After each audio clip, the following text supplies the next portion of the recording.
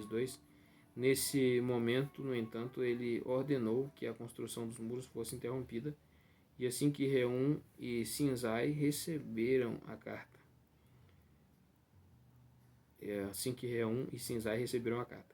Eles foram depressa a Jerusalém e forçaram os judeus a parar a obra. Versículo 23.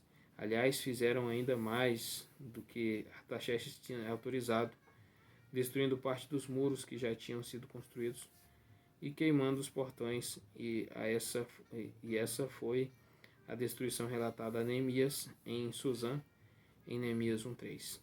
O último versículo do capítulo versículo 24, está relacionado não à história que acabou de ser relatada, mas a dos versículos 1 a 5.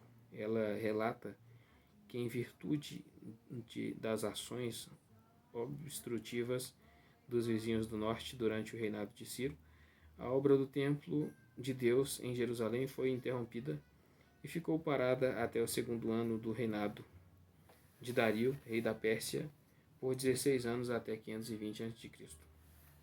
3. Conclusão da reconstrução do templo. 5:1 a 6:22.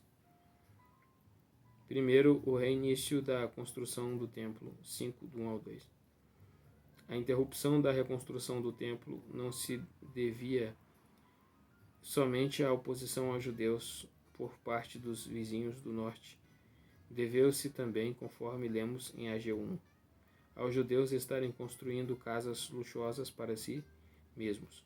Deus os puniu por essa atitude materialista, castigando a sua terra com seca e fome. O profeta Ageu chamou a atenção dos judeus para esse aspecto, e o resultado foi o reinício da reconstrução do templo. 2. A autoridade para a reconstrução é questionada. 5:3 ao 17.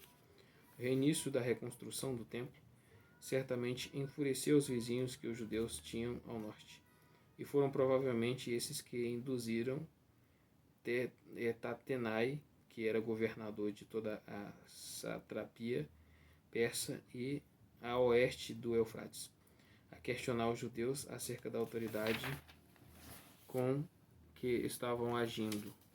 Assim, Tatenai e o seu séquito vieram a Jerusalém com esse propósito. É provável que o líder dos judeus, Zorobabel, tenha ficado apavorado com esse desenvolvimento, temendo que isso fosse interromper definitivamente a reconstrução do templo. Mas o profeta Zacarias lhe assegurou que essa grande montanha viria ao chão, e que, tão certo quanto o fato de que Zorobabel tinha lançado os alicerces do templo, assim também o conduziria à conclusão. Zacarias 4:7-9. Como resposta ao questionamento de Tatenai, os líderes judeus lhe disseram que mais tarde antes tinha havido um templo anterior naquele lugar, que havia sido construído por um rei judeu famoso chamado Salomão, mas que 2 gerações anteriores a deles, os judeus tinham oferecido o seu Deus, de tal forma que Deus tinha dado permissão a Nabucodonosor, rei da Babilônia, para destruir a cidade. Assim, Nabucodonosor invadiu a terra, saqueou Jerusalém, pilhou e depois destruiu o templo e levou os judeus como prisioneiros para sua própria terra. Mas logo depois a Babilônia foi dominada por Ciro, e Ciro promulgou um decreto autorizando os judeus não somente a voltar para a sua terra, como também a reconstruir o templo, e esses líderes judeus afirmaram que a prova de que Ciro os havia autorizado a reconstruir o templo era que podiam apresentar os utensílios que Ciro lhes devolvera para que pudessem ser usados no templo após a sua reconstrução. Assim, os judeus voltaram a Jerusalém e lançaram os alicerces do templo, mas eles tinham de admitir que, embora os alicerces do templo houvessem sido lançados 16 anos antes, a obra ainda não havia sido concluída como se podia observar. A decisão de Tatenai, após ouvir essas declarações dos líderes judeus, foi assegurar-se com o rei Dario, a quem prestava contas, se de fato se poderia encontrar um registro dado conta de que Ciro autorizara a reconstrução do templo, como os judeus estavam afirmando, e se o próprio Deus estava disposto a ratificar isso.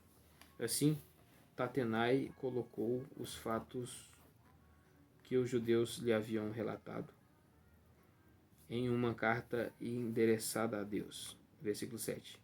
Acrescentando: agora, se for do agrado do rei, que se faça uma pesquisa nos arquivos reais da Babilônia para verificar se o rei Ciro, de fato, emitiu um decreto ordenando a reconstrução da casa de Deus em Jerusalém.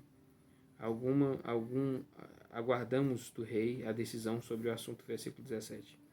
A atitude de Tatenai em relação aos judeus era bem amigável, e ele provavelmente suspeitou que as acusações que fora chamado a investigar eram infundadas.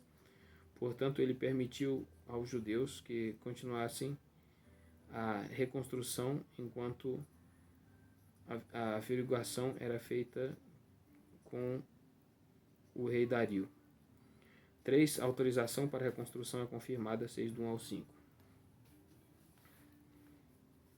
A busca pelo decreto de Ciro, que foi feita nos arquivos reais da Babilônia, versículo 1, mostrou-se infrutífera porque esse documento, por alguma razão, havia sido transferido para Ecbatana, capital da Média e residência de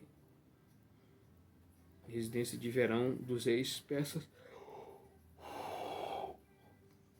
distinta da sua residência de inverno que ficava em Suzã.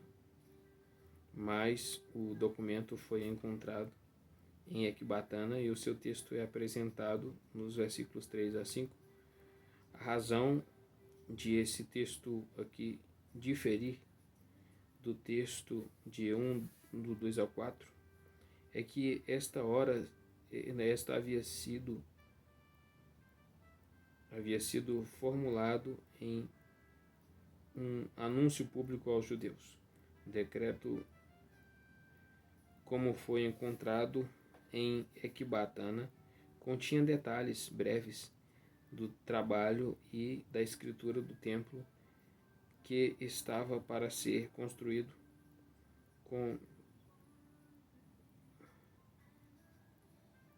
como também a autorização do retorno dos utensílios do templo, versículo 5, 3 ao 5. Dario completou esse decreto original de Ciro ao decretar por sua conta que todo o dinheiro e recursos materiais de que os judeus necessitassem para continuar e concluir a reconstrução do templo fossem providos para eles, e que todo aquele que tentasse atrapalhar a obra fosse severamente punido. Versículo 11 e 12.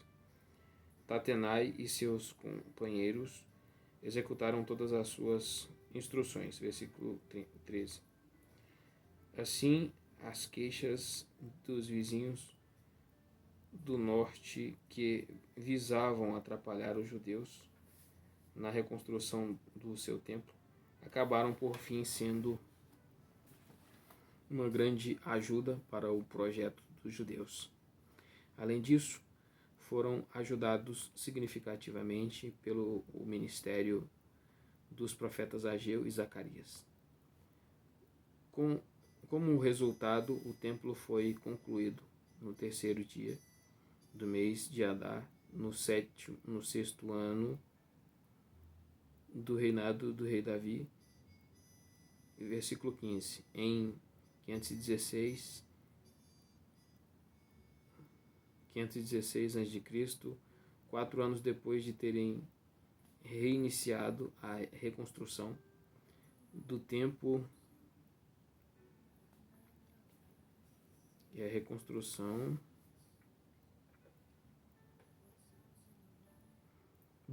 conforme a ordem do Deus de Israel e os decretos de Ciro, de Dario, de Artaxerxes, reis da Pérsia. A inclusão do nome Artaxerxes aqui pode ter ocorrido porque mais tarde, como registrado em 7:21-23, Artaxerxes fez uma contribuição para o embelezamento do templo. O templo concluído é dedicado a Deus, 6:16-18. Na consagração do templo recém-reconstruído, foram oferecidos 2 touros, cordeiros e carneiros no altar, exatamente como quando o templo de Salomão fora dedicado a Deus. 1 Reis 8:63. Embora a oferta agora fosse bem menor, pois a comunidade era menos abastada do que a anterior, foi elaborada uma escala de tarefas e serviços para os sacerdotes levitas. 5. A celebração da Páscoa, 6:19-22. Versículo 19. No 14º dia do primeiro mês, os exilados celebravam a Páscoa. Essa foi a data ordenada quando a Páscoa foi instituída.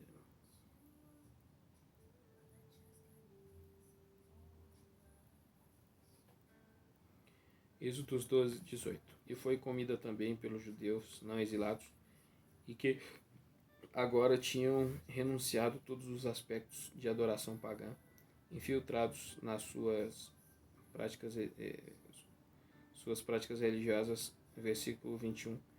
Por 7 dias depois disso, eles celebraram a festa dos pães sem fermento, como havia sido ordenado em Levíticos 23:6, pois o Senhor os enchera de alegria ao mudar o coração do rei da Síria. Versículo 22. Teria sido mais natural referir-se ao rei Dario como rei da Pérsia, mas Dario estava de fato reinando sobre o território que anteriormente havia sido governado pelos assírios, porque pode ser que o cronista aqui o chamou propositadamente de rei da Síria para destacar o fato em que Dario estava fazendo retribuição pela destruição que tinha sido produzida por um rei anterior da Síria. Aqui termina então o capítulo 6, né? No outro vai entrar no capítulo 7.